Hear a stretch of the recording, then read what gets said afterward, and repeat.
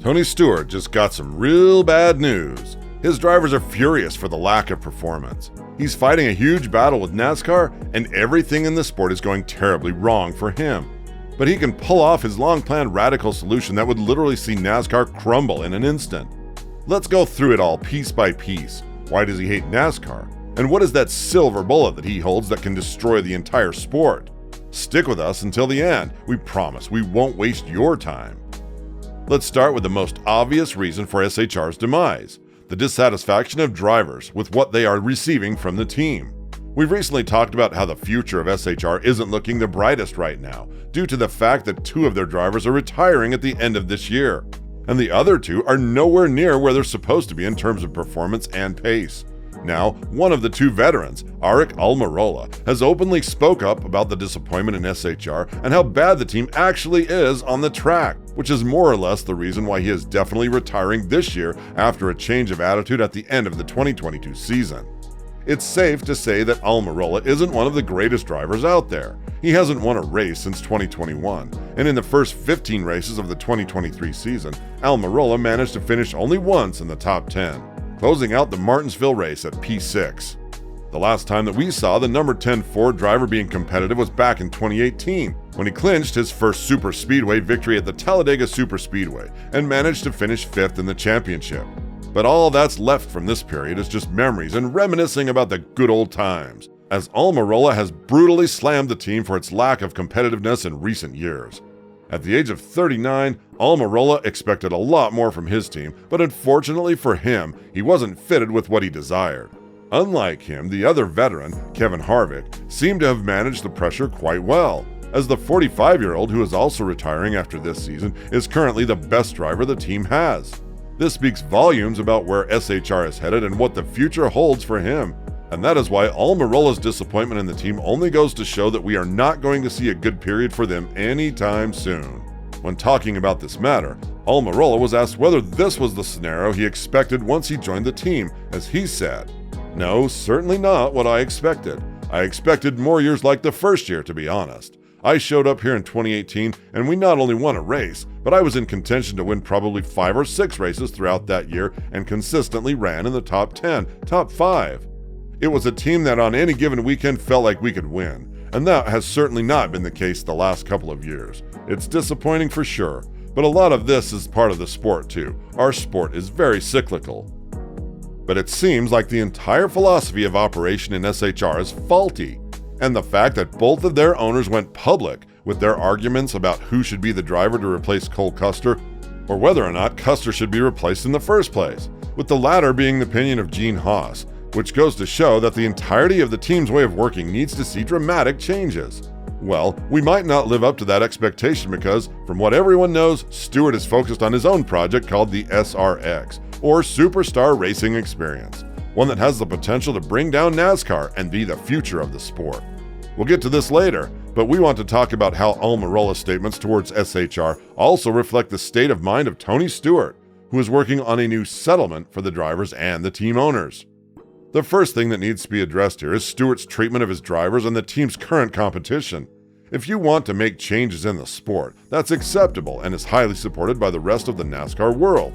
But in this case, it seems like it comes at the cost of neglecting the performance of your own team and trying some dirty tactics to gain performance. Recently, we've seen Chase Briscoe being penalized with an L3 penalty, the highest that has been given in recent times, as he was deducted 120 points and 25 playoff points and was given a $125,000 penalty, with his crew chief being suspended for 6 races as well. The fact that the team didn't appeal this just goes to show that they have admitted the fault and that they have committed the crime in a deliberate manner. All in all, the general opinion of SHR right now is that they are the villains of the sport. And with Almirola's statement about where the team is right now and what the future holds for them, the demise of SHR is also very likely to happen sooner rather than later. But if this turns out to be the case, it would be on the backs of its drivers, as Tony Stewart is working on a plan to bring down NASCAR thanks to his SRX series.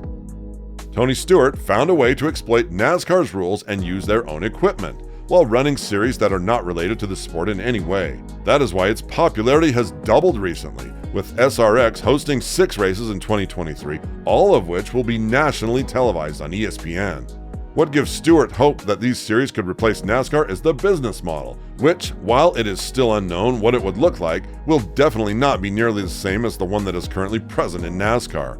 Stewart has constantly talked about being afraid of NASCAR, and that is why he has chosen not to speak out publicly on what he feels about certain conditions that are applied in the sport.